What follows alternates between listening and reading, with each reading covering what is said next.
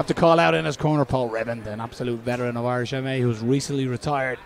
Put your gloves, we're underway, and McKevitt is in the black team Rhino trunks. And Hume, the looser black trunks, but it is McKevitt. Big takedown early. Both fighters dry, and straight away expect Preston McKevitt to work and punish Hume early.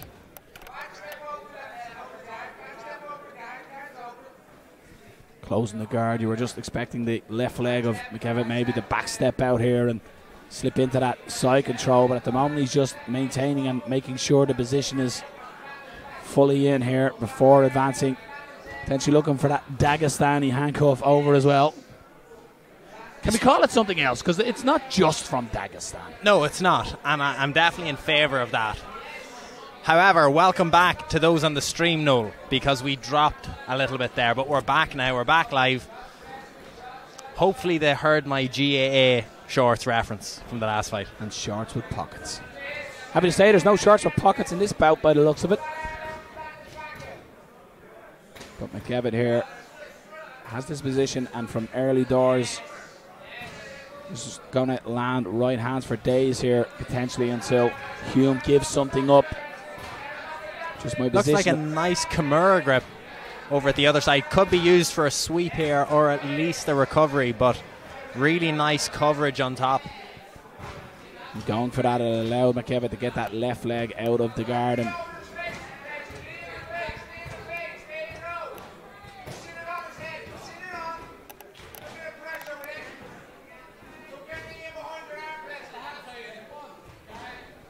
trying to push off the cage here as well, Hume, to try and maybe help that. Still holding on to that Kimura grip, and my view is a little obstructed even. It's been a long weekend.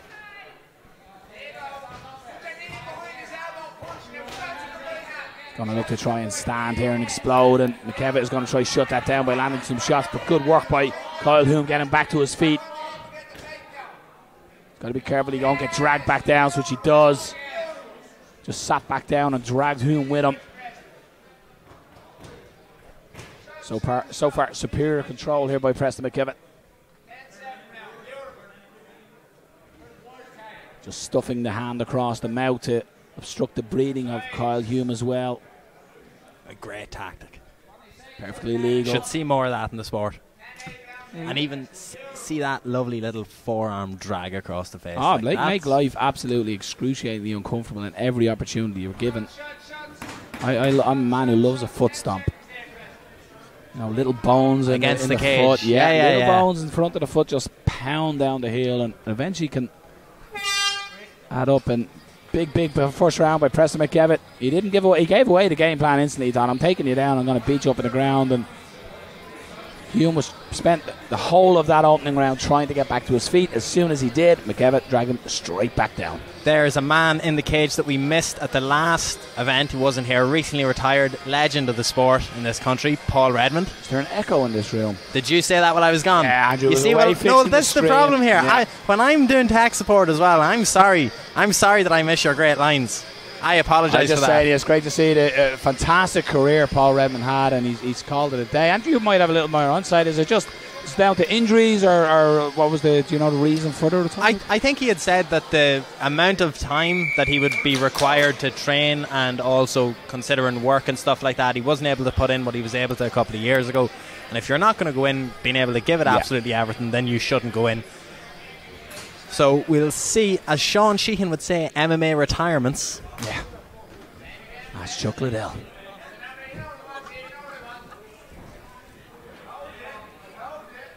So now Hume is aware that McKevitt is going to want to close the distance, get the takedown, lands a nice left hand there over the top, looping left hand, Preston McKevitt.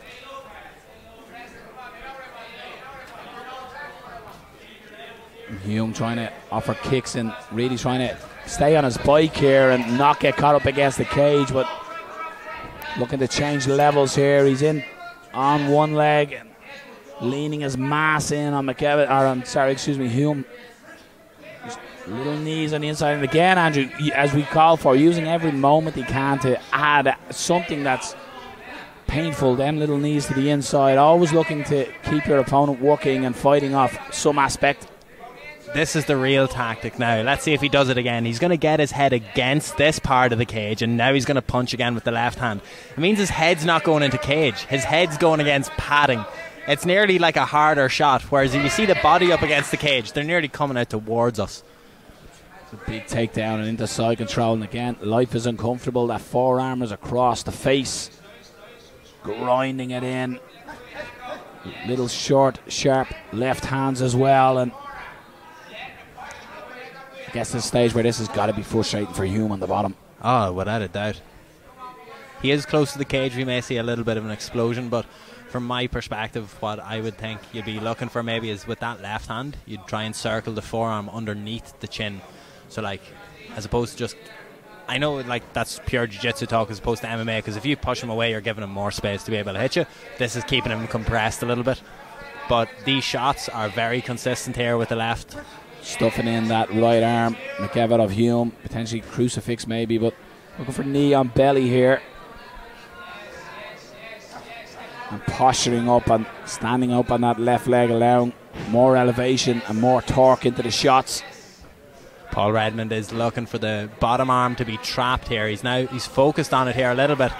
He's looking for wrist control, but it may get to a crucifix. He's just used, just before that explosion, McKevitt readjusted and got his arm around, his right arm around the body and waist of Hume, and that stopped that bump and roll from being successful.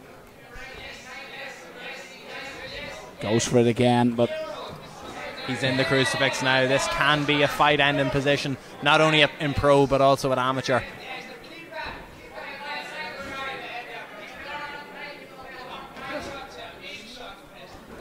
Of course, amateur, he can only land punches on the ground here, cannot land elbows.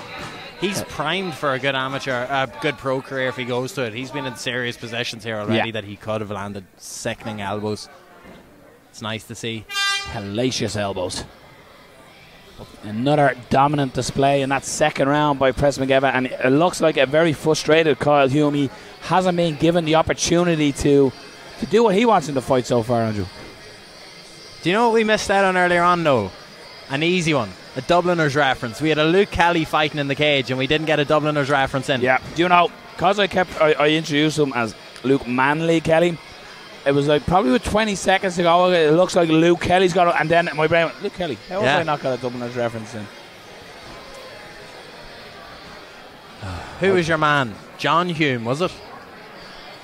John Hume. No, I know that. I know we don't have a John Hume on the card. Someone in Irish history, John Hume. You really put me on the spot. Yeah, sorry, we've lost our laptop here now, so we can't actually provide Google expert jokes or Google references. But 21 years ago since I looked more, it was 23 years ago since I was in school studying any history. I just try to remember what I walked into the kitchen for nowadays, Andrew. That's the history I need to know. Nice left hand, but Hume lands a nice right hand, the most significant shot for him, but he's taken back from McKevitt as well, so. But he needs more of that, and he needs to stay on his bike, keep that distance, don't allow McKevitt close the range and get a grip of his body in any sense. Goes high with the kick, but McKevitt has that left hand up, and a nice right hand lands by Hume, and just as he closes the distance, beautiful timing and change of level by Preston McKevitt, and a big takedown that is going to be hugely discouraging to the next young fighter. Finds himself yet again on his back with Preston McKevitt driving that forearm across his face.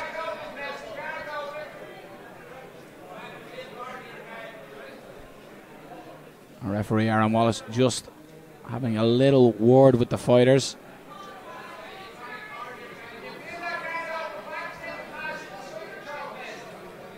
And this is the frustration now. Kyle Hume, he spent 2 rounds in this position and really hasn't been able to turn it around, but he knows that the clock is ticking away and he needs to do something. So does he try and explode and risk giving us back and potentially getting submitted here? Because if it continues like this, he's going to be on bottom on the way to a defeat. So easily said from this position, but he just has to find something to try and get this back in the feet and land that Hail Mary shot. Great positioning by Preston. You can see he has the knee up against the waist, and the heavy grip, controlling, almost like a can opener here, Andrew, the way he's opening here. I was once submitted in the absolute division by a 120 kilo Polish man by a can opener, by that chest compression. The thing that he was missing there was he would have wanted his left arm coming across, like nearly like scooping him into his chest, go sideways and then pull him up that ways. He didn't really have enough torque on it there. It definitely would have been uncomfortable, but probably not enough to make somebody tap. Now this is slightly different. See, with this right hand, instead of clamping over the head, he's now creating a small frame against the head, which is keeping Preston further away from him. He's throwing forearm strikes now instead of right hands, which is a unique tactic, I have to say. You can't elbow, but you can hit someone with your forearm.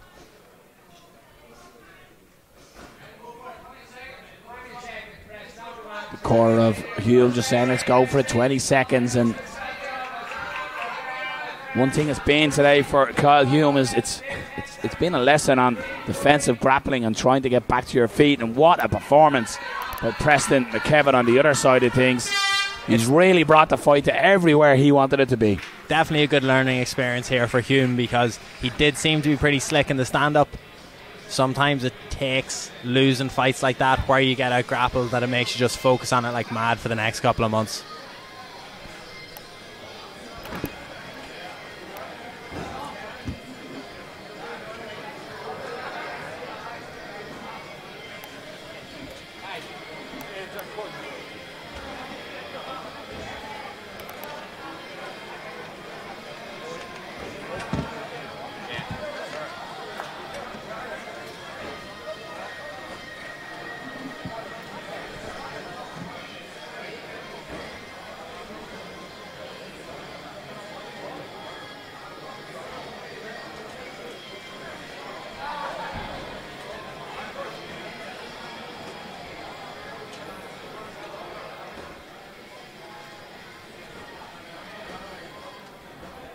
Ladies and gentlemen, please show your appreciation for both fighters.